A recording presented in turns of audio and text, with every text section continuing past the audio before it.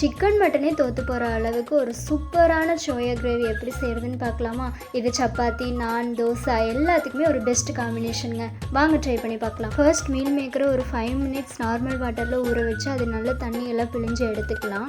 தென் எல்லா மீல் மேக்கர்லேயும் இந்த மாதிரி சென்டரில் கட் பண்ணி எடுத்துக்கோங்க. அப்படின்னா தான் அந்த எசன்ஸ் எல்லாம் அதுக்குள்ளே இறங்கும்போது கிரேவி இன்னுமே கொஞ்சம் டேஸ்டியாக இருக்கும். பேனில் எண்ணெய் ஊற்றி எண்ணெய் சூடானதுக்கப்புறமா பட்டை, கிராம்பு, அது கூடவே கொஞ்சம் வெங்காயம் எல்லாத்தையும் ஆட் பண்ணி நல்லா வதக்கி விட்டுக்கலாம். நல்லா வெங்காயம் பொன்னிறமாக வதங்கினதுக்கப்புறமா தக்காளி அதில் ஆட் பண்ணிக்கலாம்.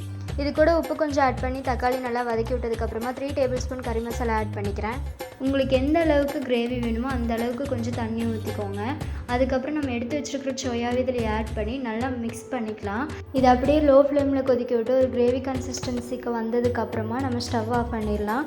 இப்போ ரொம்பவே சூப்பரான ஒரு சோயா கிரேவி ரெடி ஆயிடுச்சு. நீங்களும் கண்டிப்பாக செஞ்சு பாருங்கள். தேங்க்யூ ஃபார் வாட்சிங்.